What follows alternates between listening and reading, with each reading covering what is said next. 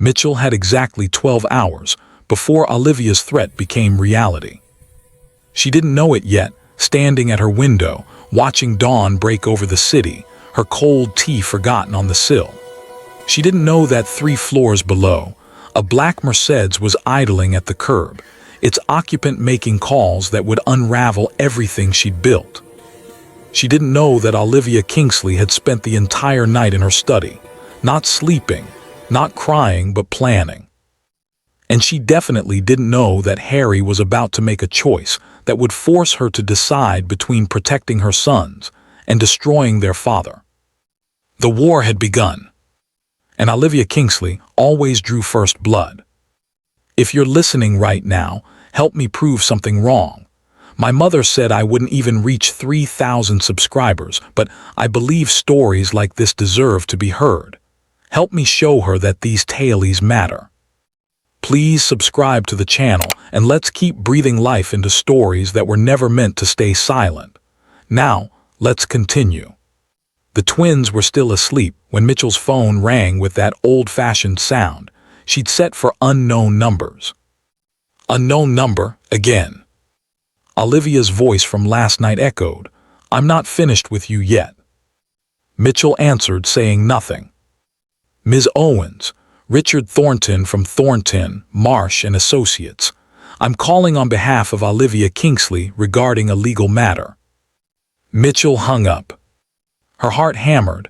Legal matter, of course. Olivia would use lawyers, courts, the system she'd spent decades manipulating. The phone rang again. She blocked it. Within seconds, different numbers called. Her email pinged. 3 messages from law firms with subject lines like urgent, custody matter, and Ray, Kingsley estate heirs. Mitchell's hands shook as words blurred together. Paternity establishment, grandparents' rights, DNA testing, legitimacy concerns, estate inheritance, family court. "Mom!" Paul stood in the doorway in dinosaur pajamas, rubbing his eyes. "Why are you awake? You look scared." Mitchell shoved the phone in her pocket, forcing a smile. "I'm not scared, baby, just thinking. Why are you up?" "I had a dream about Dad. He was crying again. Is he okay?" Mitchell's throat tightened. "I don't know, sweetheart, but that's not your job to worry about. Peter says Dad seems sad all the time. Like he's been sad for a really long time, even before he met us." "Peter's very perceptive." "What's perceptive mean?" "It means he notices things other people miss." Paul looked up with Harry's eyes, that same deep gaze that had made her fall in love. "Are you going to let Dad see us again?" "Do you want me to?" "Yes, he's sad, but he's not mean. And Mom," Paul whispered like sharing a secret, "I think maybe he needs us. Like maybe having us will make him less sad." Mitchell pulled him close, kissing his head.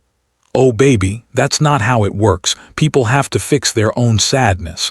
But yes, I'm going to let him see you. I promised, remember." "Good, can we have pancakes?" The normalcy made Mitchell want to laugh and cry. The world was collapsing, lawyers circling, Olivia plotting, and her 5-year-old just wanted pancakes. "Yes, we can definitely have pancakes." Harry hadn't slept. Every time he closed his eyes, he saw them, Paul and Peter asking, "Which one is our dad?" Like it was the simplest question in the world. He had sons, twin sons who'd been living without him because he'd been too weak to stand up to his mother. His phone showed 47 missed calls from Olivia and 23 from family members.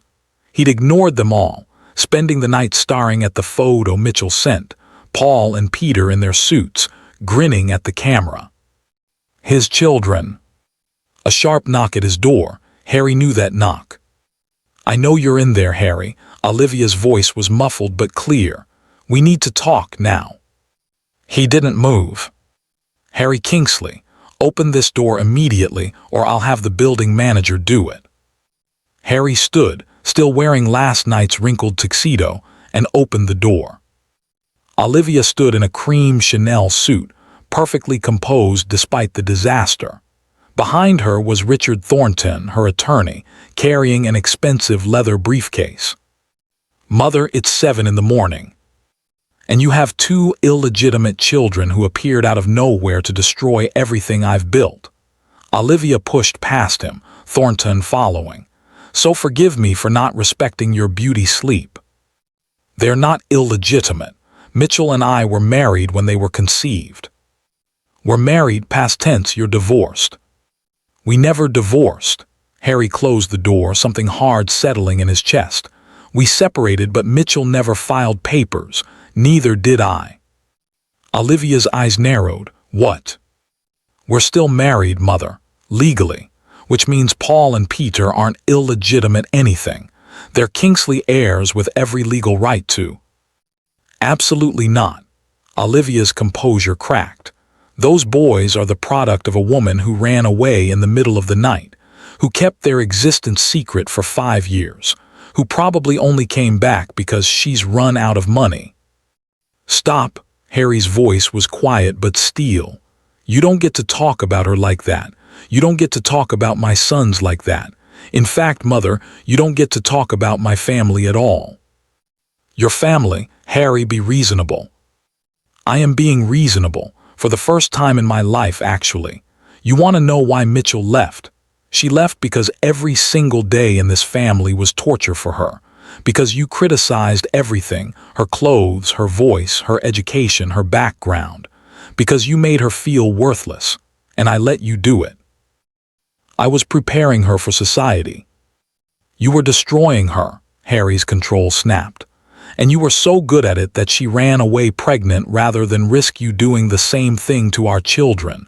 So yes, she kept them secret, because you would have tried to take them from her." Olivia's face was stone. "Those boys are Kingsley heirs. They have responsibilities, obligations. Michel Owens is not equipped to." "Michel Owens raised 2 incredible children completely alone while building a successful business. She did that without family money, without connections, without any advantages we take for granted. She's more than equipped. She's extraordinary."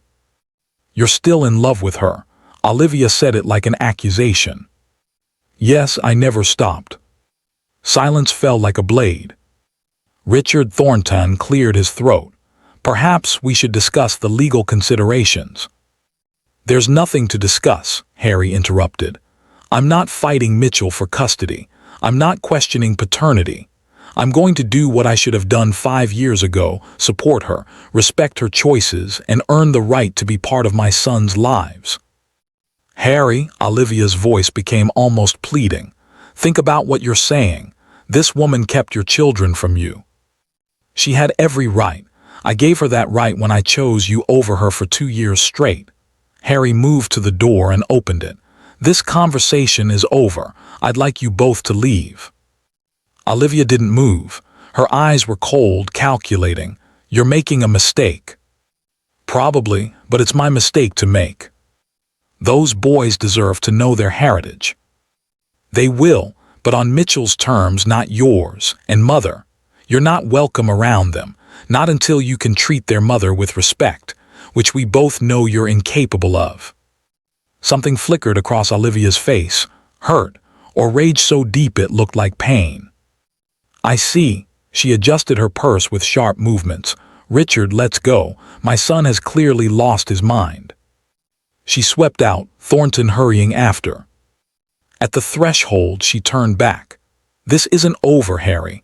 Those boys are Kingsleys, whether you like it or not, and I will not stand by while some nobody raises them to be common." "Then I guess we're going to war," Harry said quietly. "Because I'm choosing them, Mother. I'm choosing Michel. I'm choosing the family I should have protected 5 years ago." The door closed on Olivia's furious face.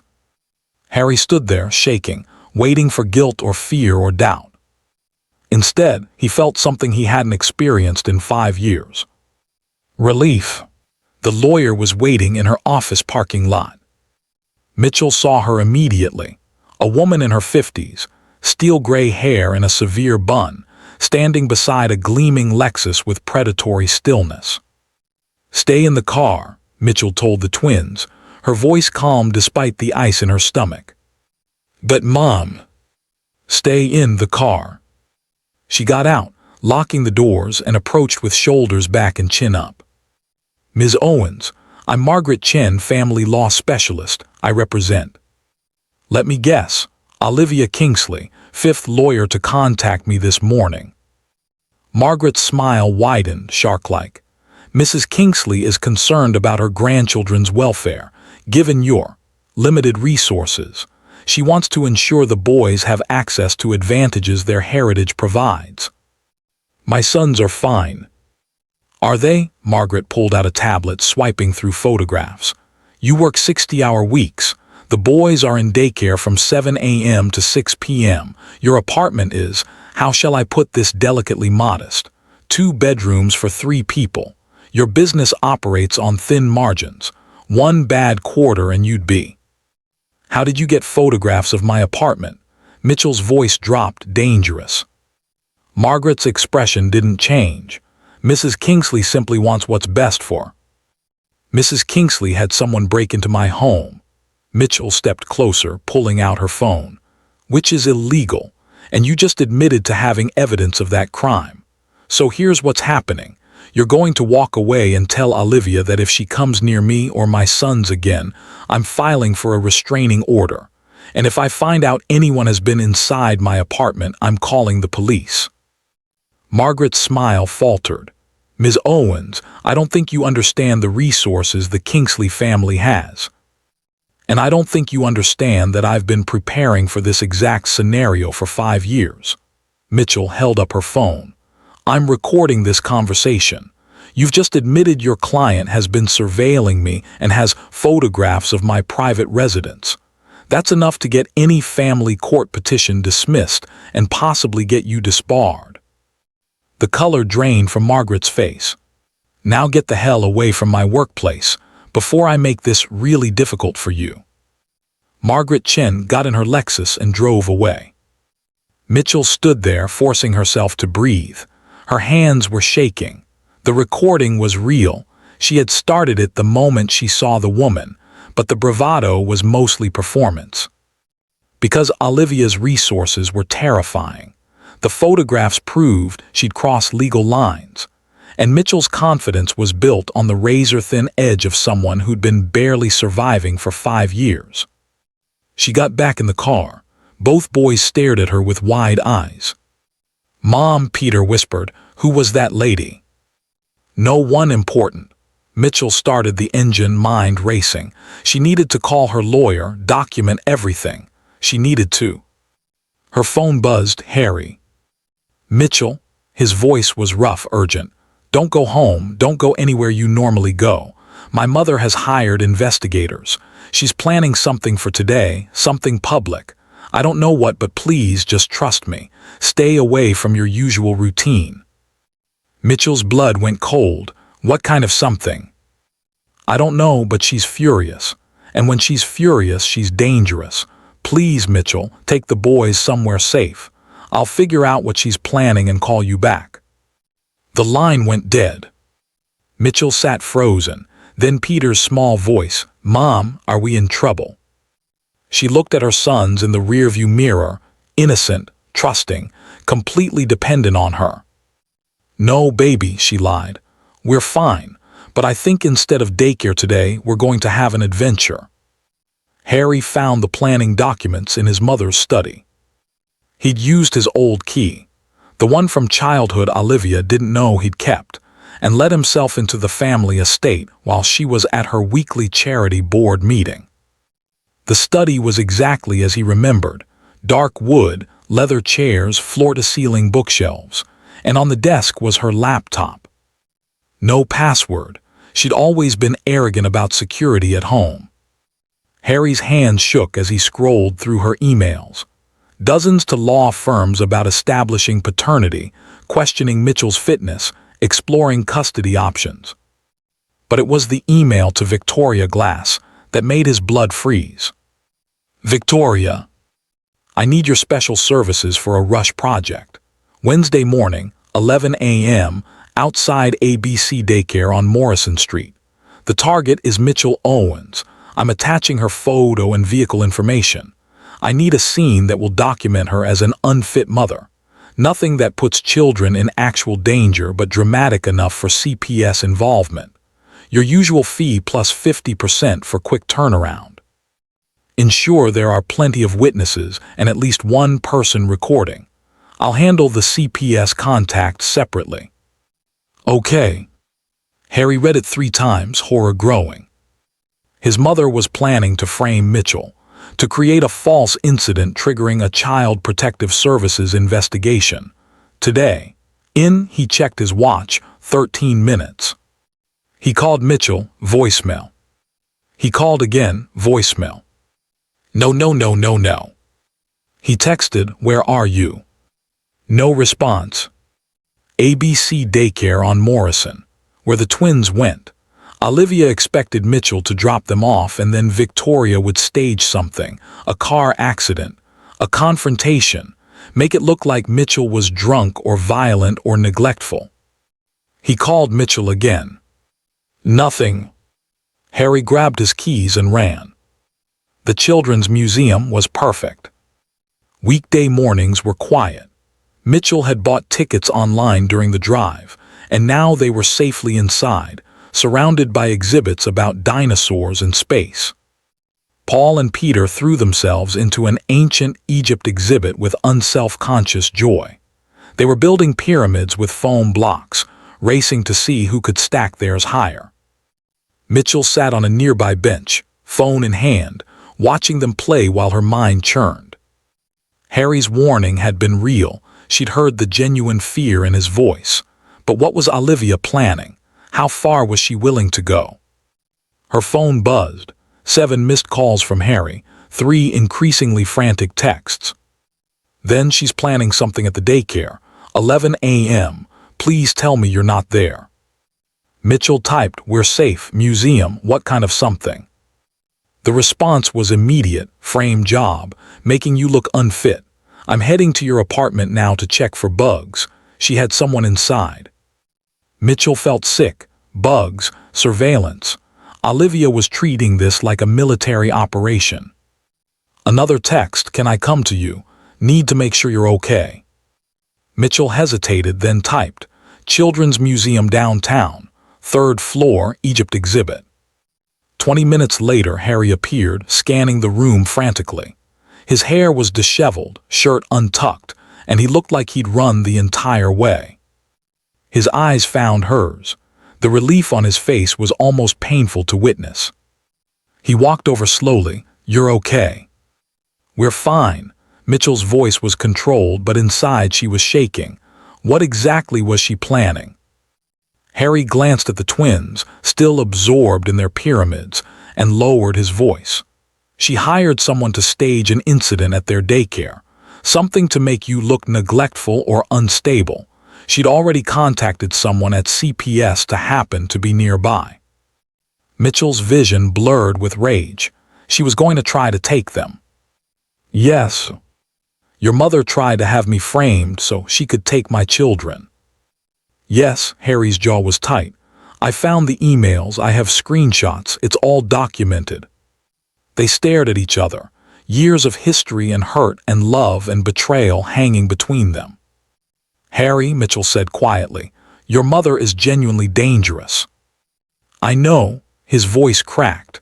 I'm so sorry. I called the daycare and warned them. I called Victoria Glass pretending to be my mother's assistant and canceled the job. I think I stopped it, but Michel, she's not going to give up. She's going to keep coming. Then I'll keep fighting. Let me help. Harry stepped closer, eyes desperate. Please. I know I don't deserve, I know I failed you before, but let me help protect them, protect all of you. Michel studied him. This man she'd loved. This man who'd broken her heart through weakness rather than malice. This man who was the father of her children. Okay, she said finally. But Harry, if you choose her over us again, even once, we disappear, and this time you'll never find us. I won't. His voice was iron. I chose you this morning. I threw her out of my apartment. I'm choosing you now, and I'll keep choosing you until you believe it. Dad. They both turned.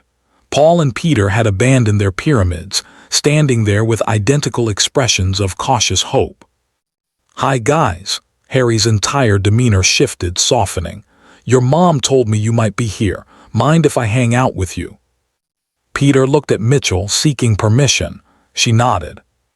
"Okay," Peter said, "but you have to help us build. Our pyramid keeps falling down." Harry dropped to his knees, and within seconds was completely absorbed in foam block architecture, the twins chattering instructions. Michel watched them, her heart aching with possibility and terror in equal measure. They looked like a family. But families could be destroyed. She'd learned that 5 years ago. Her phone buzzed, unknown number. She stepped away and answered. Michel Owens, an unfamiliar woman's voice, professional and cold. "Who is this?"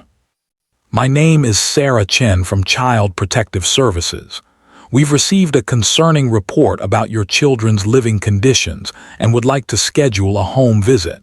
Today, if possible." Mitchell's blood turned to ice. From who? The report was anonymous, but the details were quite specific. "We take all reports seriously, Ms. Owens." "I bet you do." Mitchell's voice was steel. "And I bet you were contacted this morning by someone associated with the Kingsley family. Let me guess. They mentioned I have 2 5-year-old boys named Paul and Peter." Silence. "Here's what's actually happening," Michel continued. "Olivia Kingsley is trying to manufacture a custody case against me.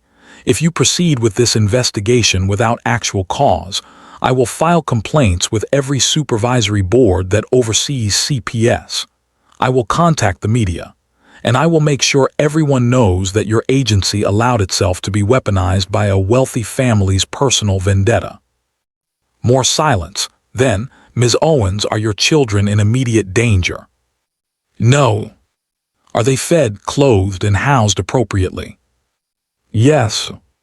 "Then perhaps we can reschedule this home visit for next week. Give us both time to review the report more thoroughly." "That would be wise." The line went dead. Michel stood there, shaking with adrenaline and rage, and realized something with crystalline clarity. This wasn't just a war. This was survival. And Olivia Kingsley had just made the fatal mistake of underestimating exactly how far a mother would go to protect her children. The envelope was waiting on her car windshield when they left the museum. Crisp, white, expensive paper, just her name in elegant calligraphy. Michel felt Harry tense. The twins raced ahead, oblivious. "Don't touch it," Harry said quietly.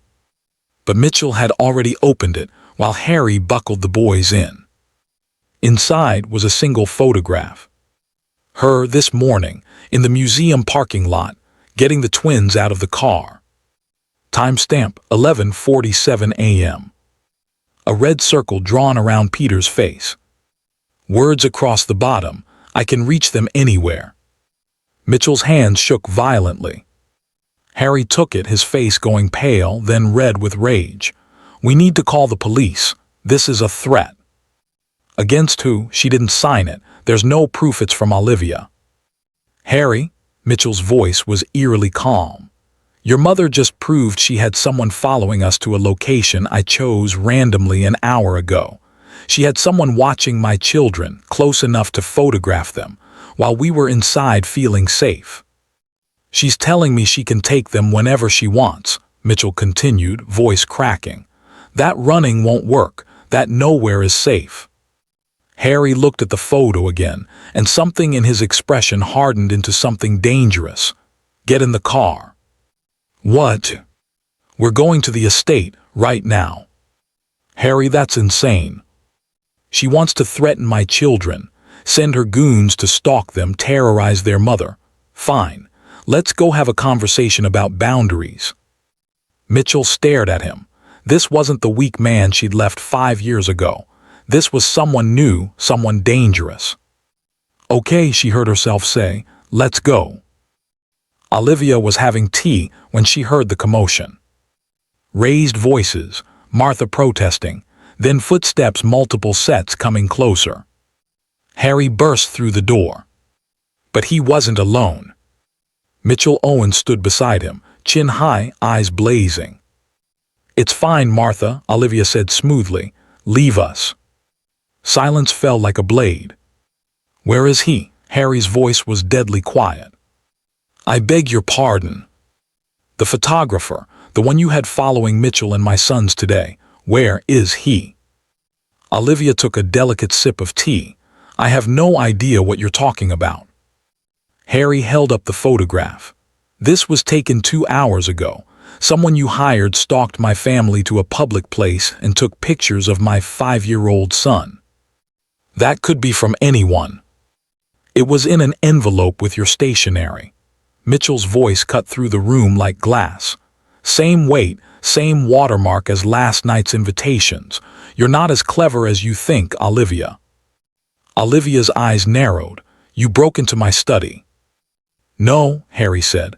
"I used my key, and I found emails to Victoria Glass about staging an incident, correspondence with law firms about custody strategies, a file on Michel with her bank statements, lease agreement, and photographs of her apartment interior. Want to explain how you got those?" Olivia's composure cracked. "Those boys are Kingsley heirs." "Those boys are MY sons." Harry's roar made even Michel flinch. "They're not chess pieces. They're 5-year-old children who you just terrorized."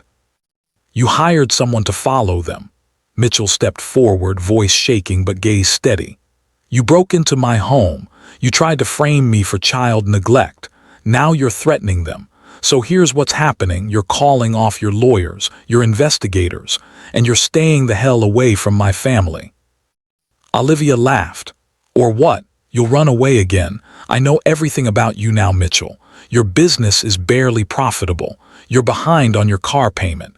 You take the boys to a low-income clinic. You can't give them the life they deserve. I gave them 5 years without you poisoning them." Mitchell's control snapped. 5 years of being told they're enough exactly as they are. 5 years of bedtime stories and pancake breakfasts and feeling safe, which is more than Harry ever got from you. The words landed like a slap. Olivia stood slowly, face a mask of cold fury. "Get out of my house." "Gladly," Harry said. "But understand this, if you come near Michel or the twins again, if you send one more lawyer, one more investigator, one more threatening photograph, I'm going to the police. Then I'm going to every media outlet, and I'm telling them everything.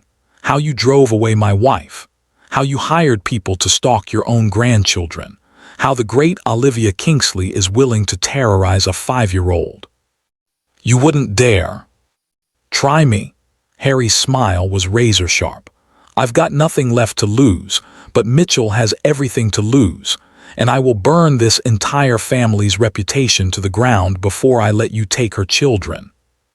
Olivia's hand trembled. "You're choosing her again." "No, I'm choosing them, my sons, who you'll never meet.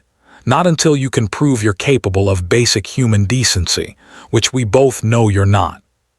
He turned to leave, Michel beside him. "Harry," Olivia's voice stopped them, "you'll regret this." Harry looked back at this woman who controlled his entire life and felt absolutely nothing. "No," he said quietly, "I won't." They made it to the car before Mitchell's knees gave out. She collapsed against the door, gasping, shaking. Harry caught her, trembling himself. "I can't believe we just did that," Michel whispered. "I can't believe I waited 5 years to do that." "Harry, she's going to retaliate. She has resources we can't match." "Michel," Harry cupped her face. "Look at me. I have resources too. I'm still a Kingsley. I have my own money, my own connections, and I have documentation of everything she's done. The emails, the surveillance photos, the CPS corruption. That won't stop her." "No, but it'll slow her down. And we're going to do something she'd never expect. We're going on the offensive. We file for a restraining order based on her stalking. We expose her attempted CPS fraud. We make it very clear Olivia Kingsley is willing to commit crimes to control her family." She'll destroy you. She already destroyed me 5 years ago when she drove you away. I've got nothing left for her to take, except you and the boys, and she's not getting you. Not ever again. From inside the car, Paul's voice, "Mom, why are you crying?" Michel wiped her tears, opening the door. "I'm fine, baby." About grandmother, Peter's voice was small. "Yes, about how we're going to make sure she can't hurt us anymore." "Good," Paul said fiercely. "I don't like her, she's mean." Her phone buzzed. Unknown number. She put it on speaker.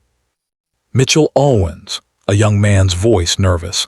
"My name is James. I was one of the people Mrs. Kingsley hired to surveil you. I took the photo this morning. I just want you to know I'm done. I quit. What she's asking, it's not right. She wanted me to get closer next time, to accidentally bump into one of the kids, create an incident she could use." Mitchell's blood ran cold. She wanted you to hurt them. Not hurt exactly, just scare. Make them cry in public so she could claim you weren't supervising properly. But ma'am, those are little kids. I've got a 5-year-old nephew. I can't do that to children. I'm sorry. "James," Harry interrupted, "would you be willing to testify to that?" Long pause. "You're him, the son. She said you were weak, that you'd cave once she applied pressure. I guess she was wrong." "Will you testify?" "Yeah, because what she's doing, it's not just illegal, it's evil." When the call ended, Harry looked at Michel. "That's 3 witnesses now, enough for a criminal case.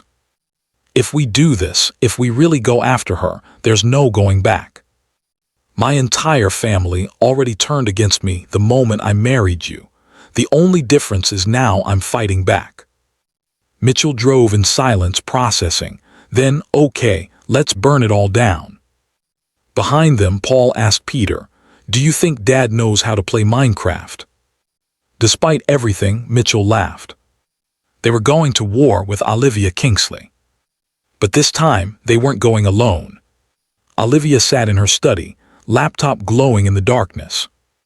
James had resigned. Victoria Glass was cooperating with authorities. Richard Thornton had withdrawn as her counsel. Rats, all of them. But Olivia Kingsley had not built an empire by giving up when things got difficult. She opened a new browser window and typed, "Marcus Blackwood, Private Intelligence." Marcus didn't do surveillance. He didn't take photographs or write reports. Marcus made problems disappear. Olivia picked up her phone and dialed. "Mr. Blackwood, I have a situation that requires your unique expertise." Michel couldn't sleep. Every time she closed her eyes, she saw that photograph. Peter's face circled in red. The message, "I can reach them anywhere." The twins were asleep in her bed tonight, piled on top of her like puppies seeking warmth. She'd made it fun with pillow forts and flashlight stories, but the truth was she couldn't bear to have them out of her sight. Not after learning Olivia had wanted someone to physically touch them, scare them, traumatize them. Her phone lit up. "Harry. Can't sleep either." She typed one-handed, careful not to disturb Peter. "Every sound makes me jump. Keep thinking someone's trying to break in. I'm parked outside your building. Have been for 2 hours. No one's getting in." Mitchell's chest tightened. "You don't have to do that." "Yes, I do. Try to sleep. I've got watch." She should tell him to go home, maintain boundaries, protect herself from trusting him again. Instead, "Thank you. I forgot what it felt like, having someone on my side." The response took longer. "You'll never have to forget again. I promise." Michel stared at those words until they blurred. Promises. Harry had made promises before. But this felt different. Paul stirred, mumbling about dragons. She stroked his hair until he settled. A new message from Harry. "Just saw someone. Dark sedan, circled the block twice. Took photos, getting the plate number." Mitchell's blood went cold. "Are you sure?" "Positive, professional camera with a zoom lens. I'm calling the police." "No," Michel typed frantically. "If police come, twins wake up. They're scared enough. Just stay there, keep watching." Mitchell, someone is actively surveilling your building right now. I know, but we have lawyers now. We'll handle it tomorrow, please, don't wake my bobbies. A long pause, okay, but I'm not going anywhere, and I'm documenting everything. Mitchell set down her phone with shaking hands. Someone was out there right now, watching her building, even after the confrontation, even after the threats. This wasn't stopping. This was escalating. Harry sat in his car, watching the dark sedan circle the block for the third time. The driver was good, varied intervals, changed streets, never lingered, but Harry noticed patterns. Every third pass, they slowed near Mitchell's building entrance, camera visible through the window. His phone buzzed. Emily. Where are you? Your location says Mitchell's apartment. Family location sharing. He'd forgotten. Long story, can't talk now. Harry, Mom is acting weird. She had someone here at the estate. Big guy, scary. They were in her study for an hour. Harry's stomach dropped. When? He just left, like 10 minutes ago. Harry, I listened at the door. I heard them talking about Mitchell, about solving the problem permanently. What does that mean? Oh God, Harry whispered. He dialed Emily immediately. I need you to tell me exactly what you heard. The man, he had this really deep voice. He asked Mother what outcome she wanted, and she said, I want those children removed from that woman's influence by any means necessary. Harry, what does that mean? It means she's not using lawyers anymore. Harry's mind raced. Go back to the study. Find any papers, any contracts, any names. Can you do that? She'll know. I don't care. This is important, please. Okay, calling you back. The line went dead. Harry stared at Mitchell's building. The dark sedan circled again. Suddenly he understood. They weren't just watching. They were learning patterns, entry points, schedules, vulnerabilities. Olivia wasn't planning a legal battle anymore. She was planning something worse. His phone rang. Emily, breathless. I found a card. Marcus Blackwood Private Solutions. And Harry, there's a contract. Asset retrieval and relocation. And photos of the twins from every angle. Their school, the museum, the park. He's been watching them for days. Harry felt his world tilt. Send me everything, photos of all of it, right now. Harry, what is she planning? I think she's planning to take them, not through courts, just take them. Emily gasped. That's kidnapping, that's a felony. She thinks she can do anything. Harry was already dialing 911. Send me those photos, now. Then pack a bag and get out of that house. The 911 operator answered. 911, what's your emergency? Harry took a breath. I need to report a kidnapping plot in progress. The knock on her door made Mitchell's heart stop. Soft, deliberate, 3 taps. She grabbed the baseball bat from the closet, the one she'd bought after the first threatening call. The twins didn't stir. Mitchell, it's me. Harry, open up, please. She checked the peephole and undid the chain. Harry pushed inside, followed by 2 police officers and a woman in a dark suit. What's happening? Mitchell whispered. We need to leave right now. Harry was checking windows, hands shaking. Pack essentials, 5 minutes, move. The woman stepped forward. Ms. Owens, I'm Detective Sarah Morrison, Special Victims Unit. We have credible evidence that someone has been hired to abduct your children. Tonight. The world stopped. Detective Morrison showed photographs. Marcus Blackwood, former military. Your ex-mother-in-law hired him 6 hours ago. We intercepted communications indicating the grab was scheduled for 2 a.m. She checked her watch. In 43 minutes. Mitchell couldn't breathe. My boys are going to be fine, but we need to move them to a safe location immediately. Where? Mitchell was already moving. Secure hotel, armed detail just for a few days. A crash from the fire escape made everyone freeze. One officer drew his weapon. Everyone down now. Harry grabbed Michel, pulling her to the floor. The boys. I'll get them. Morrison moved toward the bedroom. The window exploded inward. A figure in black dropped through, big, fast, professional. He had a cloth in his hand, chloroform. The officers shouted, "Police, down on the ground." But the man was already moving toward the bedroom, toward her bobbies. Michel didn't think, she just ran. She hit him at full speed, the baseball bat connecting with his ribs. He grunted, stumbled, and she swung again. He caught the bat, ripping it from her grip, and backhanded her across the face. Michel hit the wall hard, lights exploding. Through the ringing, she heard the twins screaming, Harry shouting, "Taser!" The man in black convulsed and went down.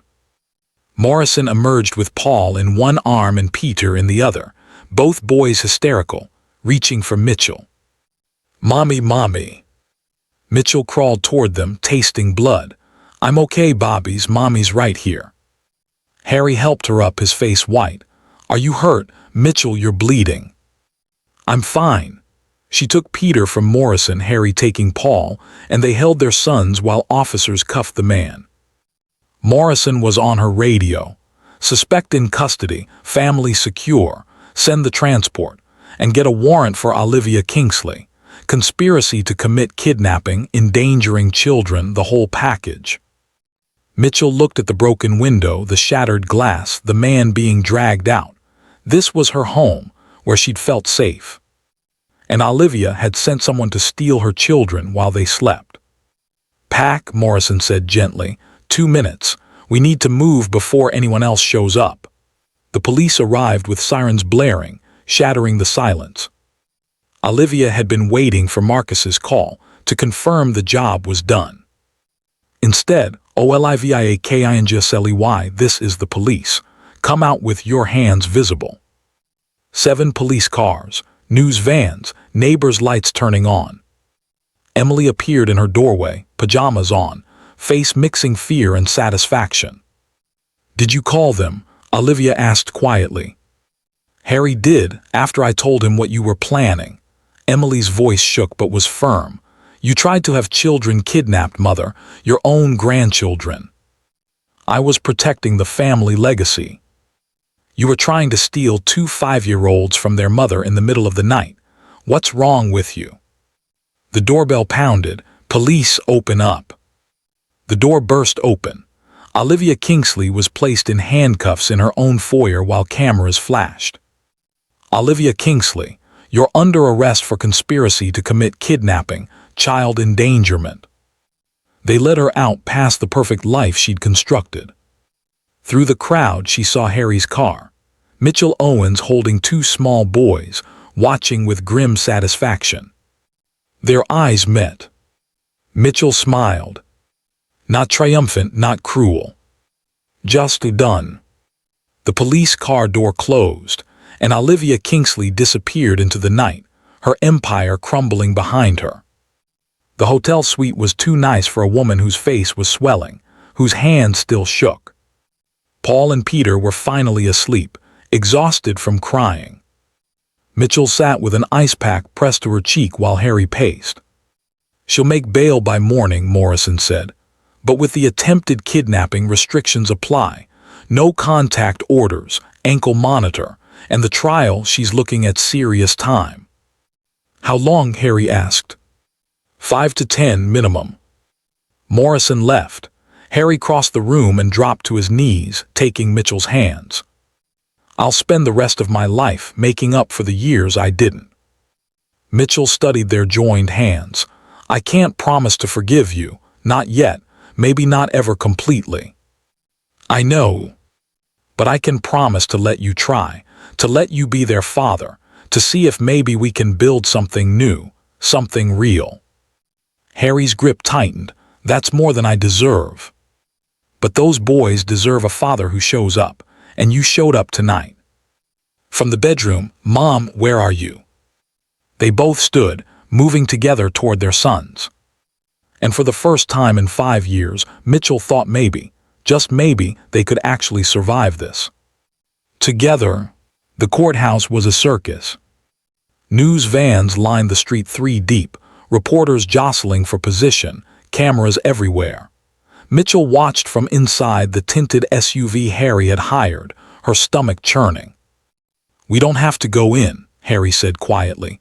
"Morrison said we're not required for the bail hearing." "I need to see her face." Mitchell's voice was steady despite the fear coiling in her gut. "I need to watch her try to explain why she sent someone to steal my children." In the back seat, Emily sat with the twins, playing games to keep them distracted. They'd bonded over the past 3 days, Emily proving herself nothing like her mother, patient and kind with the boys. "Ready?" the security guard asked. They moved as a unit, guards surrounding them, pushing through the media scrum. "Ms. Owens, how do you feel about your mother-in-law's arrest?" "Harry, will you testify against your own mother?" "Are the children traumatized?" They made it inside through security up to the courtroom. The gallery was packed, society vultures from Olivia's party now here to watch her fall, journalists, lawyers, curious onlookers. Michel found a seat in the front row, Harry beside her. The twins mercifully left with Emily in a private waiting room. And then they brought her in. Olivia Kingsley looked diminished. Her hair was perfect, her suit expensive, but something essential had drained from her. The ankle monitor was visible above her designer heel, hands cuffed. Their eyes met across the courtroom. Olivia's expression was unreadable, not apologetic, not defiant, just empty. "All rise," the Honorable Judge Patricia Chen presiding. A stern-looking woman in her 60s entered, apparently built her career prosecuting organized crime. "Be seated. We're here for the bail hearing of Olivia Kingsley, charged with conspiracy to commit kidnapping, child endangerment, and solicitation of a felony." The prosecutor, David Martinez, stood. "Your Honor, the defendant hired Marcus Blackwood, a known criminal with ties to multiple kidnapping-for-hire operations, to break into the victim's home at 2 a.m. and abduct 2 5-year-old children from their beds while they slept." He pulled up photographs. The broken window, glass on Mitchell's floor, the man in black being arrested. This wasn't a concerned grandmother seeking legal custody. This was a woman who decided the law didn't apply to her, who sent a violent criminal to terrorize a mother and children, who was willing to traumatize her own grandchildren because those boys woke up to a stranger breaking into their home. They watched their mother get assaulted. That trauma will last years. Mitchell's throat tightened. Paul still woke up crying every night. Peter wouldn't sleep without all the lights on. Martinez continued. "Furthermore, we have evidence of an extensive harassment campaign, illegal surveillance, breaking and entering, attempted corruption of a CPS worker, stalking. The defendant has shown she'll commit multiple felonies to get what she wants. If released, she poses an active danger to the victims." Judge Chen looked directly at Olivia. "Mrs. Kingsley, do you regret your actions?" Olivia stood slowly. "Your Honor, I love my grandchildren. Everything I did was because I believed they deserved better than their mother." Judge Chen's voice was sharp. "A mother who by all accounts has raised 2 healthy, happy children alone for 5 years while building a successful business. What exactly did they deserve better than, Mrs. Kingsley?" Olivia's mouth opened and closed. For perhaps the first time in her life, she had no answer. Judge Chen leaned forward. "Let me be very clear. This court does not look kindly on wealthy individuals who believe money entitles them to circumvent the law. You didn't file for custody. You didn't seek mediation. You hired a criminal to commit a violent felony against children, your own grandchildren." She paused. "Bail is set at $5 million, cash only. You'll wear a GPS monitor. You're forbidden from coming within 500 feet of Michel Owens or her children. Any violation results in immediate remand. Do you understand?" "Yes, Your Honor." Olivia's voice was barely audible. "One more thing. I'm issuing a gag order. No media interviews, no social media posts, nothing. You don't get to spin this as a grandparents' rights case. This is a criminal case about kidnapping. Act accordingly. The gavel came down like a gunshot. Olivia was led away, and Michel finally exhaled. Harry's hand found hers. It's over, she can't touch you now. But Michel was watching Olivia's retreating back, the way her shoulders were set, the tilt of her head. That wasn't the posture of a defeated woman. That was the posture of someone planning their next move. The bail had been posted within an hour. Olivia returned home to find reporters at the gates, friends' calls going unreturned, her carefully constructed social empire in ruins. Her lawyer sat in the study. The trial is in 6 weeks. We need to build a defense that humanizes you. Maybe medication affected your judgment, or we claim you were misled by Blackwood. I'm not claiming insanity or ignorance. Olivia poured herself a scotch, her first drink in a decade. I knew exactly what I was doing. The lawyer blinked. Then we have a problem. The evidence is overwhelming. I'm aware. Mrs. Kingsley, if you want to avoid prison, you need to work with me. Show remorse. Maybe reach out to Michel Owens privately, apologize. Apologize to that girl for trying to save my grandchildren from a life of mediocrity. Your grandchildren were happy. All the evidence shows they were thriving. You created a problem where none existed because you couldn't stand that someone didn't do things your way. Get out. Mrs. Kingsley. I said get out, you're fired. The lawyer gathered her things, shaking her head. You're going to prison. Unless you change your approach, you're going to spend the next decade behind bars. Then I suppose I'll make the most of the next 6 weeks. The lawyer left, and Olivia sat in the gathering darkness thinking. She couldn't win in court. The evidence was too clear, but there were other ways to win. Her phone buzzed, unknown number. Mrs. Kingsley, my name is Diane Cross. I'm a journalist with the National Observer. I'd love to talk to you about your side of the story. I have a gag order.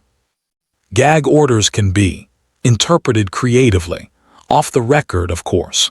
The grandmother who only wanted to protect her grandchildren from a gold-digging mother who trapped her son with pregnancy and then vanished for 5 years. I think the public would be very interested in that story. Olivia smiled slowly. How soon can you be here? Michel was packing when Harry burst in, phone in hand, face white. What's wrong? He held up the phone. The headline made her stomach drop. Kidnapping or rescue. Socialite Olivia Kingsley speaks out about grandson custody battle. Below was a photo of Olivia, looking elegant and sorrowful. Michel grabbed the phone, reading frantically. I was terrified for those boys, Kingsley says, tears in her eyes. Michel Owens disappeared 5 years ago while pregnant. We had no idea where she was or if the Bobbies were safe. When she reappeared, we discovered she'd been raising them in poverty, working extreme hours, leaving them in inadequate childcare. I hired an investigator to do a welfare check, and when I learned the conditions, I panicked. The man I hired was supposed to document the living conditions. I had no idea he would take such drastic action. I'm horrified. But at my core, I'm still just a grandmother who loves her grandchildren. Is that really a crime?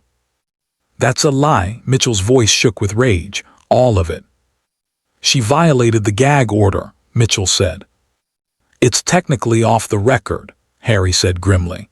She's walking the line just carefully enough to avoid contempt charges while completely changing the narrative. Michel sank onto the bed. She's making herself the victim. And making you look like the villain. Mitchell's phone started buzzing, social media notifications exploding. She opened Twitter and watched her timeline fill. If she took his kids for 5 years, she's the kidnapper, not the grandma. But why did she disappear? Something doesn't add up. Gold Digger trapped him with twins, then ran. Those poor children being used as pawns. Oh God, Mitchell's vision blurred. Harry, people are believing her. They're saying they think I. Hey, Harry sat beside her, taking the phone. Don't read that. None of those people know you. They do matter. What if the jury sees this? From the doorway, Emily's voice, I will. They both turned. Emily stood there with the twins, face set in determination.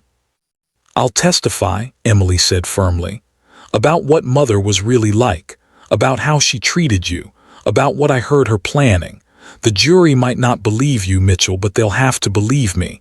I'm her daughter. I have nothing to gain by lying. Emily, Harry started. She tried to have children kidnapped, Emily interrupted, voice shaking but resolute. Our nephews. I don't care if she's my mother. I'm not going to let her rewrite history and play the victim. Michel felt tears streaming. You do that, testify against your own mother. She stopped being my mother the moment she sent that man through your window. Emily crossed the room and hugged Michel tightly. Your family now, you and the boys, and family protects each other. Peter tugged at Michel's sleeve. Mom, why are you crying? Michel pulled him close, then Paul too, holding her sons while Emily and Harry stood guard. Outside, the media circus was beginning. Olivia's narrative was spreading. The court of public opinion was turning. But here, in this room, Michel wasn't alone anymore. And maybe that would be enough. Olivia watched the interview clip go viral, watched the comments pour in, watched public sentiment slowly shift. By morning, she'd have a new lawyer, one who specialized in media-driven trials. By next week, opinion pieces, sympathetic profiles, maybe even a grandparents' rights support group. The criminal trial would proceed.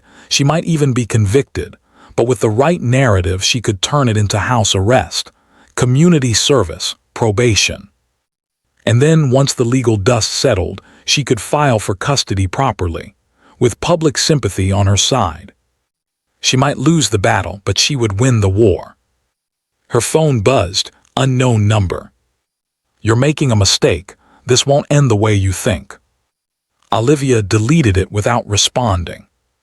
She'd been playing power games for 60 years. Michel Owens had no idea what was coming.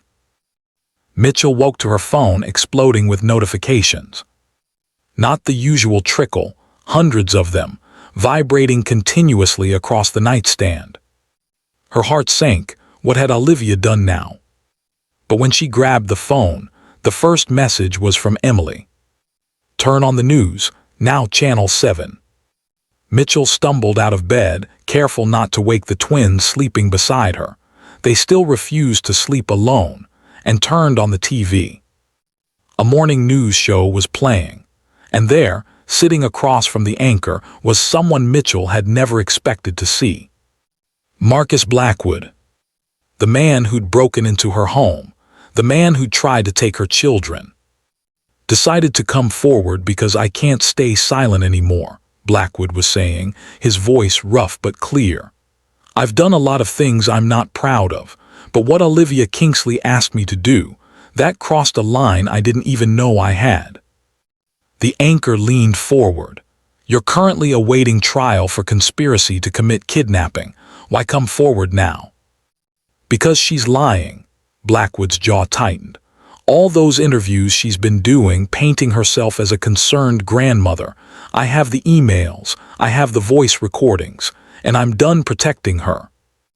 Mitchell's breath caught as the screen split, showing email exchanges. From O. Kingsley at Kingsley Estates, Com2, M. Blackwood at Private Solutions Net. Marcus. I need those children removed from their current situation by any means necessary.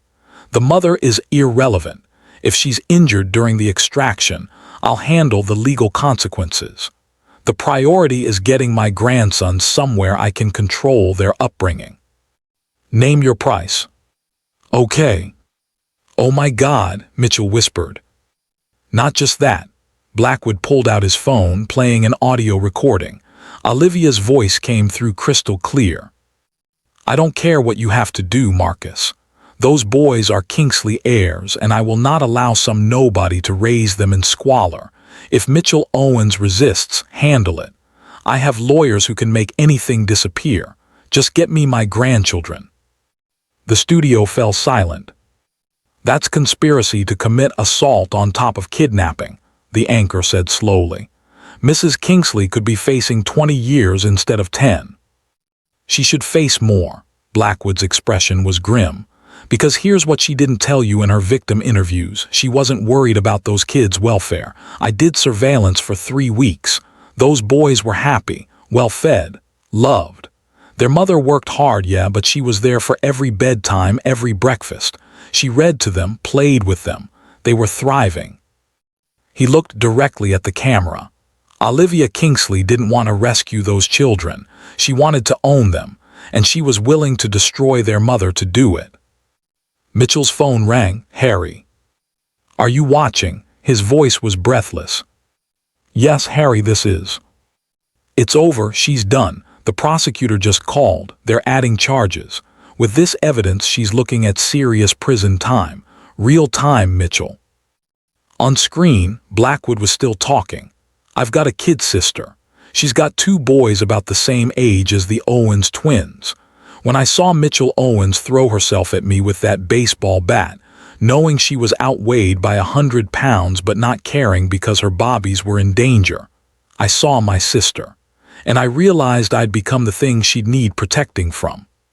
The anchor's voice was gentle. "What do you want people to know?" "That Mitchell Owens is a good mother, that those kids are lucky to have her, and that Olivia Kingsley is a monster who hides behind charity galas and pearl necklaces." He looked at the camera. "Ms. Owens, if you're watching, I'm sorry for all of it. You deserved better than what my choices put you through." The segment ended. Mitchell sat in stunned silence, tears streaming down her face. Her phone was still exploding, but now the messages were different. From Sarah Work, "OMG, are you okay? That woman is insane." From Dr. Chen, "Just saw the news. Those boys are blessed to have you." She opened Twitter and found, "Anyone who watched that and still sides with Olivia Kingsley has no soul." Mitchell Owens fought a trained mercenary with a baseball bat to protect her kids. That's a real mother. Justice for Michel. The narrative had flipped completely. Harry found his mother in her study, watching the same interview on her laptop, her face ashen. "It's over, Mother." Olivia looked up slowly. For the first time since this began, Harry saw real fear in her eyes. The prosecutor called. "They're adding aggravated assault to the charges. Conspiracy to cause bodily harm. With Blackwood's testimony and those recordings, you're looking at 20 to 25 years. I'll appeal." "You'll go to prison." Harry's voice was flat. "No reputable lawyer will take you. You've been tried and convicted in the court of public opinion in the last 2 hours. Every charity board you sat on is voting to remove you. It's over." Olivia's hands were shaking. "Harry, please, I'm your mother. I did this for you."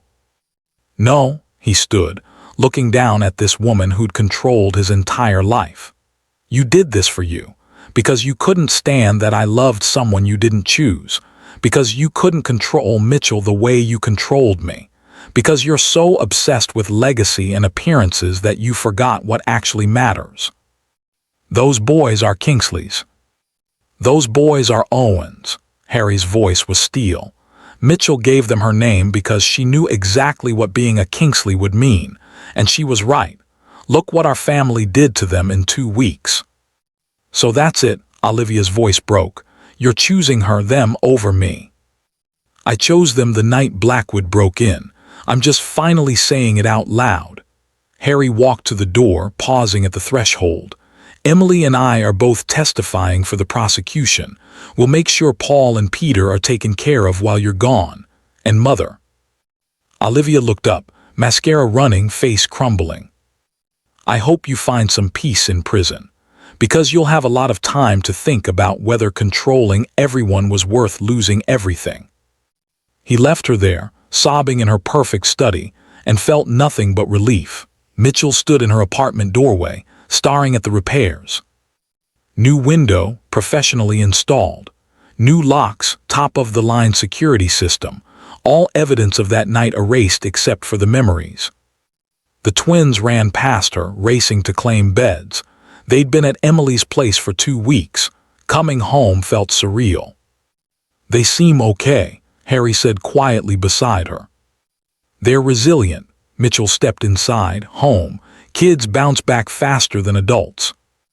"And you, how are you bouncing back?" "I'm not sure yet. Every time I think I can relax." "She can't hurt you anymore." Harry followed her in. "The trial is in 4 weeks, but with Blackwood's testimony and the recordings, her lawyer advised her to take a plea deal. 20 years minimum security." "She'll never take it." "The alternative is trial and possibly 30 years. She'll take it." Michel moved to the window, new, pristine, and looked out at the city. "Your mother is going to prison because she tried to take my children." "Yes." "And you're okay with that?" Harry was quiet for a long moment. "I'm sad, she's my mother. But am I okay with her facing consequences for trying to have you assaulted and our children kidnapped? Yes, I'm more than okay with it." Michel turned to face him. "What happens now with us?" The question hung between them, loaded with 5 years of history. "I don't know," Harry admitted. "What do you want to happen?" "I want to not be afraid anymore. I want my boys to have a father who shows up. I want to build something stable and healthy and real." "With me," hope flickered in his eyes. "Maybe, eventually, if you prove you've actually changed." She stepped closer. "Harry, I can't go through losing you again. If we try this, if we actually try to be a family, you have to be all in." "I won't let you down." He reached for her hands. "Michel, I've spent 5 years becoming someone worthy of a second chance. I've been in therapy. I've set boundaries. I've learned to choose the family I want to have. And I want you. I want Paul and Peter. I want all of it." "We're still legally married," Michel said softly. "I know," Harry smiled slightly. "Apparently I've been married this whole time and didn't even know it." "So what do we do?" "Figure it out as we go," Harry said firmly. "No pressure, no timelines, just let me be part of your lives." From the bedroom, Paul's voice.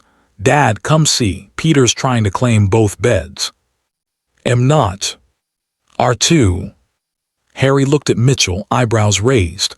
"They called me Dad." "They've been doing that for a week," Michel smiled. "You're their father. They've decided that's enough for now." Harry squeezed her hands once more, then headed toward the bedroom chaos. Michel watched him go, this man she'd loved, lost, and somehow found again, and felt something she hadn't felt in 5 years. Hoping. Her phone buzzed. Emily. "Mom's lawyer just called. She's taking the plea deal. 20 years, it's really over." Michel stared at the message, waiting for triumph or satisfaction. Instead, she just felt tired. Olivia Kingsley had spent 60 years building an empire based on control. And in the end, she destroyed it all herself because she couldn't accept that love didn't follow her rules. "Mom," Peter called. "Dad says we can order pizza. Can we, please?" Michel smiled, pocketing her phone. "Yes, extra cheese." The squeals of joy made her laugh despite everything. This was her family now, imperfect, complicated, scarred by history but healing. And Olivia Kingsley could do nothing but watch from prison, as the family she tried to control built something she'd never understood. Actual love. The kind you couldn't force or manipulate or buy. The kind that survived anyway. Michel tucked the twins into their beds, their own beds, in their home that was safe now. "Mom," Paul asked sleepily, "is the bad grandma really going away?" "Yes, baby, for a very long time." "Good." His eyes were closing. "I like the other grandma better anyway." Michel smiled. Emily had fully embraced her role as aunt. She was the family member they'd needed all along. She kissed both boys and slipped out to find Harry washing dishes in her kitchen. "You don't have to do that," she said. I want to. He turned to face her. Mitchell, I know we said no pressure, but I need to say something. Her heart jumped. Okay. I love you. I never stopped loving you. And I know you can't say it back yet. Maybe you'll never say it back, but I needed you to know. I love you. I love our sons. And I'm going to spend every day proving it. Mitchell crossed the kitchen and kissed him.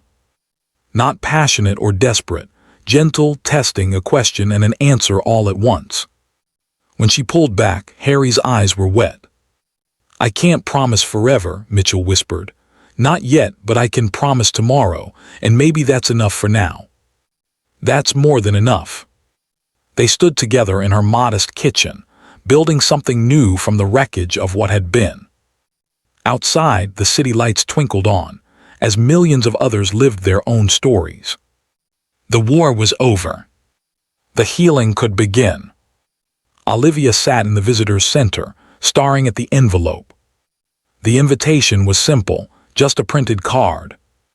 You are invited to the 5th Annual Survivors Gala. This year's keynote speaker, Peter Owens Kingsley, age 10. Owens Kingsley. They'd hyphenated the names 2 years ago after the wedding. Olivia had watched it on video. Emily had recorded it despite Olivia's protests. A small ceremony in Mitchell's backyard, the twins as ring bearers, Mitchell in a simple white dress. And Harry looking at his wife like she'd hung the moon. Mrs. Kingsley, the guard interrupted, you have a visitor. Harry stood there. She hadn't seen him in person in 3 years. He looked older but lighter somehow, unburdened. Hello, Mother. Olivia's throat closed. Harry. They sat across from each other, plastic table between them. Did you get Mitchell's invitation? Harry asked. Yes. Are you coming? Olivia laughed bitterly. To watch everyone celebrate how wonderful she is. No, thank you. That's not what it is. Harry's voice was patient. It's a fundraiser for trauma survivors. Mitchell started it the year after you were sentenced. She wanted something good to come from what happened. The foundation has helped over 300 families. How noble of her. It is actually. Harry leaned forward. Mother, I came to tell you that Peter is giving a speech tonight. About the night someone broke into his home when he was 5. About learning to feel safe again. And about forgiveness. Olivia's hands clenched. He was 5, he barely remembers. He remembers everything, the glass breaking, Mitchell fighting that man, waking up terrified every night for months, all of it. Harry's voice was gentle but firm. But he's also learned to process it, to use it. He's become an advocate for kids who have experienced trauma. Despite herself, Olivia felt something stir, pride, regret, and Paul. Paul wants to be a lawyer. Specifically, family law attorney who helps mothers in custody battles. Harry smiled slightly. He's already started a petition at his school for legal aid funding, got 200 signatures. They sound remarkable. They are, and they're that way because Mitchell raised them to believe trauma doesn't define you, how you respond to it does. Harry pulled out his phone, showing her a photo. 2 boys tall for their age standing with Mitchell and Harry, all 4 laughing, caught in genuine joy. That's my family, Mother, the one I fought for, the one that's whole and healthy and real. Olivia stared at these grandchildren she tried to possess and had lost completely. Do they ever ask about me? Sometimes, we're honest. We tell them you made terrible choices out of fear and control, that you hurt people, but also that you're still their grandmother, that people are complicated, that you're serving your time and hopefully learning. And if I wanted to meet them, eventually. Harry was quiet. That would be up to Mitchell and them. You'd have to prove you've changed, really changed, not just said the right words but actually become someone different, someone safe. I don't know if I can be. Then you'll miss knowing them. Harry stood. The invitation is real. Mitchell authorized a supervised day release if you want to come tonight. No speaking, no approaching the boys, just observing. But if you come to listen and learn. Can you do that? Olivia looked at the invitation, at the photo, at her son who'd become a stranger because she'd pushed too hard. "I don't know," she whispered honestly. "Figure it out, the van leaves at 6. Harry walked toward the exit, then paused. "For what it's worth, I hope you come, not for you, for the person you might still become if you try." He left, and Olivia sat alone with her choices. The ballroom was packed. Over 300 people filled the seats, survivors, donors, volunteers, supporters. Michel stood backstage with Peter, whose hands were shaking as he clutched his note cards. "What if I mess up?" he whispered. "Then you mess up and keep going." Michel knelt down, looking him in the eyes, Harry's eyes. "Baby, you don't have to do this." "No," Peter's jaw set with determination. "I want to.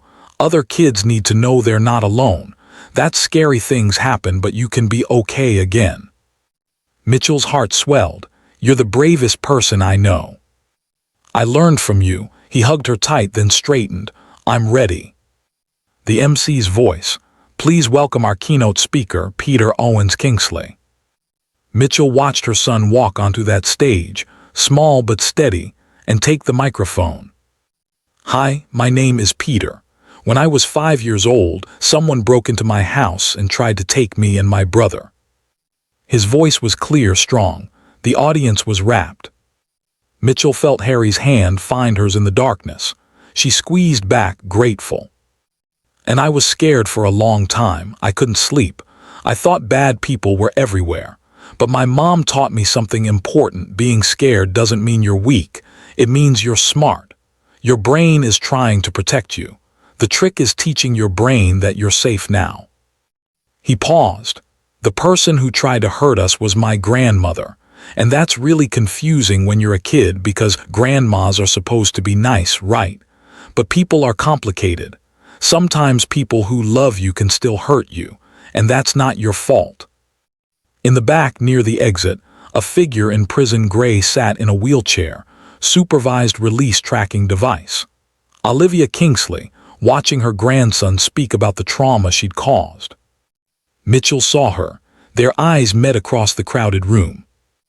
Olivia's face was wet with tears. "So if you're a kid who's been through something scary," Peter said, "I want you to know you're going to be okay. It takes time, it takes help, but you're stronger than you think." The applause was thunderous. Peter ran off stage into Mitchell's arms. "Did I do okay?" "You did perfect, baby, so perfect." Harry scooped him up, and Paul ran over to high-five his brother. They were a tangle of limbs and laughter, this family built from broken pieces. The guard helped Olivia back into the van, supervised release over. She'd stayed for the whole event, watched the silent auction, saw photo displays of families the foundation had helped, listened to speeches about resilience and healing. And she'd watched Michel work the room, not the scared girl from 7 years ago, but a confident woman who'd built something meaningful from pain. "Mrs. Kingsley," the guard handed her an envelope. "Someone asked me to give you this."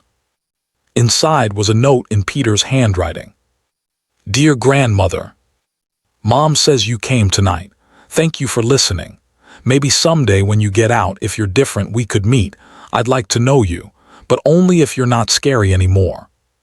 Peter. P.S. Paul says hi too, but he's still mad at you. He'll come around eventually." Olivia clutched the note, something breaking open in her chest.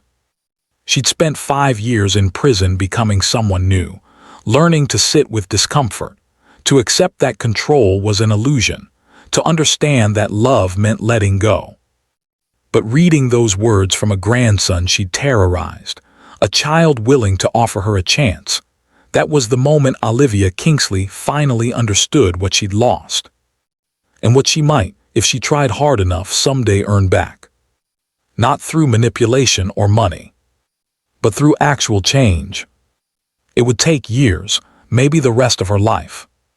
But for the first time since her arrest, Olivia thought it might actually be worth trying. Michel stood at the window, replaced 5 years ago, looking out at the city lights. Harry came up behind her, wrapping his arms around her waist. Successful night. We raised $12,000. 3 families will get legal representation they couldn't afford. You're amazing. Michel leaned back against him. We're amazing. Couldn't do any of this without you. Michel, Harry turned her to face him. I know we renewed our vows 3 years ago, but I want to ask you something. Okay. I want another baby. Michel froze. What? Or not. If you don't want to, but watching the boys tonight, seeing how incredible they are, I want to do it right this time. From the beginning. Be there for ultrasounds and midnight feedings and first steps. I missed all of that with Paul and Peter. Michel kissed him, cutting off his nervous rambling. When she pulled back, she was smiling. I'll think about it. Yeah. Yeah, she touched his face gently. We've built something good here, Harry, something real. Maybe it's big enough for one more. He kissed her again, and they stood in their window overlooking the city. These 2 people who'd loved and lost and found each other again. The story wasn't over. It was just beginning. Because healing wasn't a destination. It was a choice you made every single day. 5 months later, Michel stood in the bathroom, staring at the positive pregnancy test. From the living room, she could hear Harry helping the twins with homework, their voices mixing with laughter. Through the window, the city lights twinkled with possibility. And somewhere across town, in a minimum security prison, Olivia Kingsley sat in a therapy session, working through decades of control issues, slowly becoming someone her grandchildren might someday forgive. Life was messy and complicated and beautiful. And Michel wouldn't have it any other way. She walked out to tell her family they were about to get bigger, a smile on her face, hope in her heart. The war was over. The healing complete. The future unwritten and bright. Thank you for following Michel's journey.